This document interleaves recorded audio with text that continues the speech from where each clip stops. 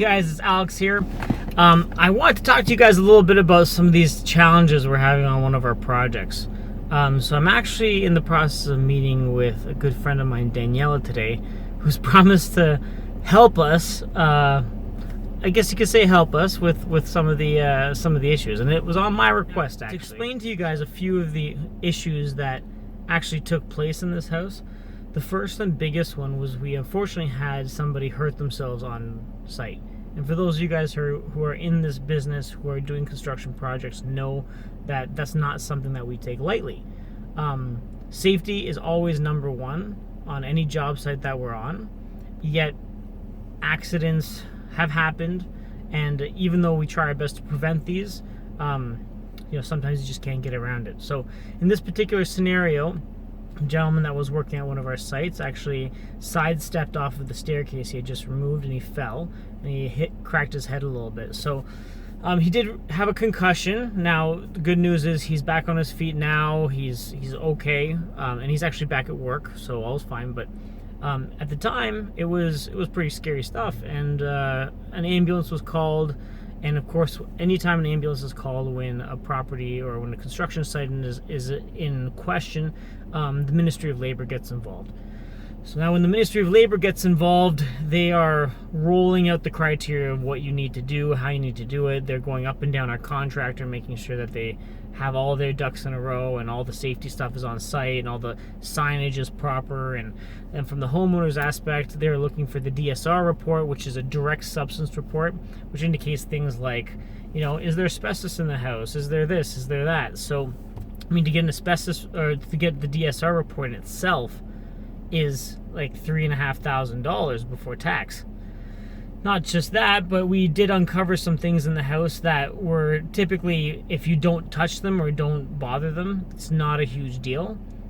Because if the particles aren't airborne, for instance, like asbestos tile, you don't have to remove asbestos tile, but the second that those particles become airborne, like if you're trying to scrape up the tile, then now you have to go through proper remediation processes, right? So because of the DSR report, now, of course, our obligation is to make sure that we bring this property up to 100% criteria before they'll open up the site again to our guys and let us get back in there working.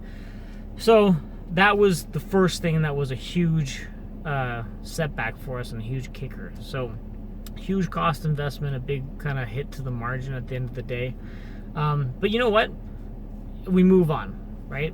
But then the next thing happened is we had an oil tank in the basement, and so we hired a guy to come and cut out the oil tank, which is fine. The guy comes, cuts the oil tank, and his disc grinder breaks on him. So disc grinder's never broken, but it just stops working. And now all of a sudden he says, okay, well, I got to come back here the next day when my disc grinder is working, or I have to get a new disc grinder. Okay, fine.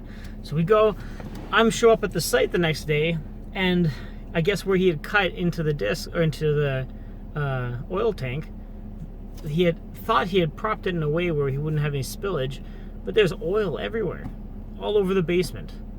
So now we've got another huge issue. Oil's flammable, for those of you guys who don't know, and of course it stinks up the whole place. There's fumes. We want guys working in here, so now guys can't work in here because we need to get the place cleaned up.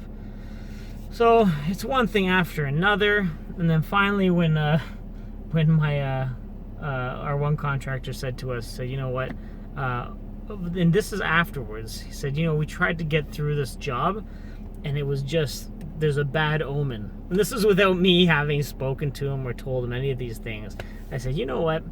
Enough is enough. Let's try something a little different. So let's get this place cleared. So anyway, I'd like to show you guys what this process is all about and introduce you guys to Daniela, and hopefully you guys take something away from it, all right? Hey guys. So this is my friend, Daniela Biagi. She actually has a website as well called homeswithsoul.net. .net, yeah. So she talks a lot about the energy that a home has and some of the benefits of kind of understanding the different kind of spiritual components. Absolutely, and keeping the home energetically clear all throughout the year as well. So very cool. Yeah. So she's going to be walking through with us. We're kind of going to get a chance to witness what she does and how she does it, and maybe you'll explain as you're going what you're doing. And absolutely. Very cool. Okay, sounds check good. it out. Let's go. Huh. Well, I think we'll see. But essentially, I just use sage and I use intuition to go through the house and figure out. Sage and intuition. Yes, what are the best ways to remove any blocks or even any negativity that has sort of accumulated over time.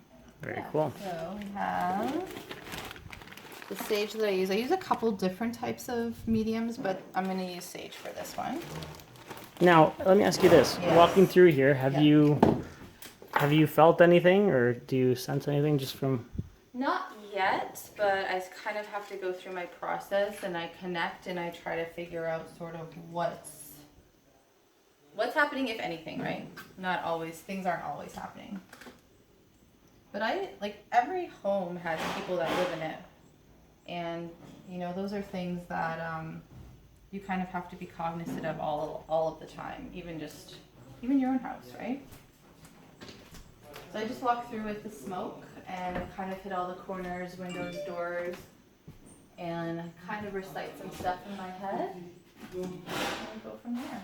Now, where did you learn this, Danielle? To be honest, it's just like over years of having to do it a million times and figuring out what works and getting a little bit of advice here and there. But I didn't really learn it in any particular spot. I didn't take a class for it or anything. I really just kind of connected to my intuition to figure out what worked best. Very cool. Yeah. So Danielle and I used to be on the same real estate team, and I know she's actually done this for some clients, and they have absolutely just raved about it. Like, to actually feel a substantial difference in the energy of a home is pretty wild. Actually, even in the office we used to work at. Looks like you're...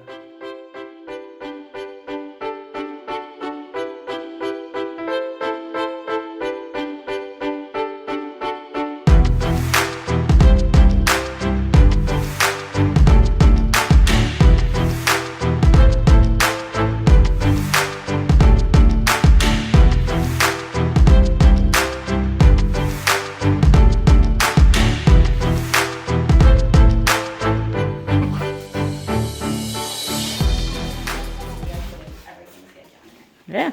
It was just that one room upstairs. I felt like there was some maybe old energy or old relative or something there, but I think we're good now. Okay, perfect. Thanks, guys. Okay, so there wasn't anything particularly negative in the home, just a little bit of cluttered energy just from over time. And yeah, it's good to go. It's all clear. Good to go. We're all fresh cleared. and ready to I witnessed it be myself. Every inch of this house had sage smoke in it, so Yes. we're doing awesome. Thank you so much, Yeah, Daniela. no problem. Awesome. And if you guys want to reach out to Daniela, once again, homeswithsoul.net, Yes. just like it's spelled, or follow her on Facebook, Daniela Biagi. Thank you so much. Thanks, Alex.